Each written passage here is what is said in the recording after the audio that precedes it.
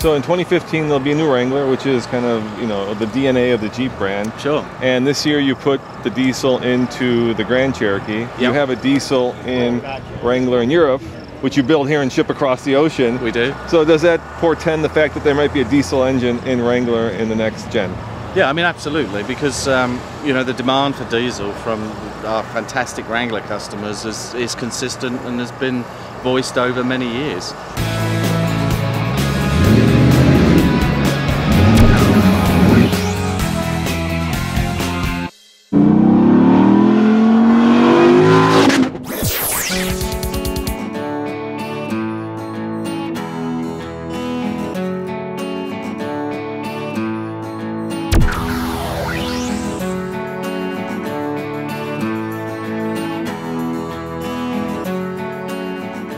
What we've said is we've now put it into Grand Cherokee. I want to see how it does in the marketplace. I think it's going to do very well.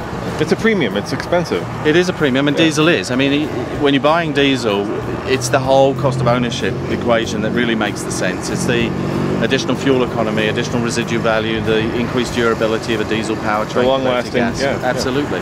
But I think the reaction of diesel Grand Cherokee is going to be good. If it is, it'll obviously put more weight to diesel in other variants in Jeep. Can you give us a peek? What's the new Wrangler going to look like? What's Mark Allen's design? What's his, you know, what was the direction you sent him out on? Well, what we said is it has to be a Wrangler. All right. And if on this one, you know, all of our Jeep customers are the most vocal, and the vehicle still has design cues that you can spot instantly all the way back to its origins. That's never going to change. This vehicle, next generation, will be a true Wrangler. People will be able to see it and say, yep, that's a Wrangler. And you know, it's a tough job for Mark, because we have to be sure with that vehicle it is the icon of the brand. It's one you can't get wrong, so you can be certain there'll be a lot of eyes on it. And I guess the last question is, when Chrysler was purchased or partnered with Fiat, I think the crown and the jewel was a Jeep brand, and it proved to be that, because the last couple of years Fiat has been losing money and Jeep has been making money. It's been making a lot of money. I mean, it's really been the part of the company that's kept the whole group of companies together. Are you proud of that? I mean, that's something that you've done. Tell me about how you've managed to make Jeep such a worldwide car. It's always been iconic, right? The name has always been. Sure. But how did you translate that into sales and into, I think it was, how much was it? 2 billion in sales? Some incredible number that I can't even think of. No, with the progression of Jeep, I think everybody on the team should be pleased about. And the way really that happened was it has always been about focus. In our international markets, we were way too diluted with 3 brands, 20 different models, and a tiny market share. And I think the decision very early was taken that Jeep, as a global brand, will be where we put our focus going into the coming years, and we did that.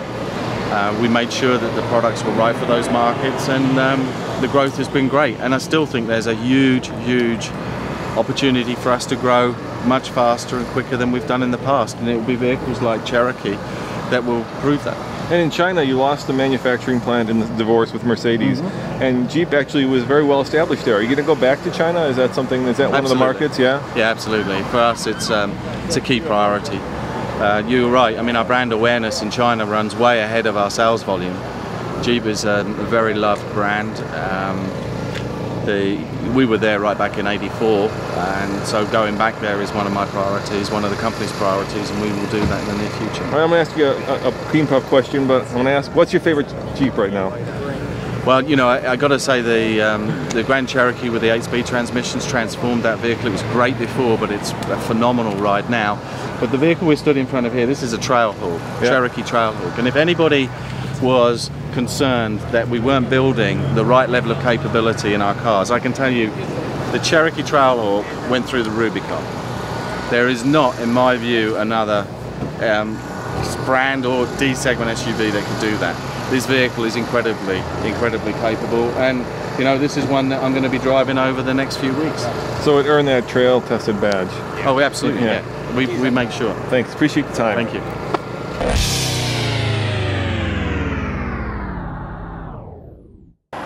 That's right, we're back again. It's me and Mr. Truck at another truck stop. And Kent, I see you have a Ford 250 that has, well, pretty much stock suspension. So tell them what we're doing on the next episode of the Fast Lane Truck.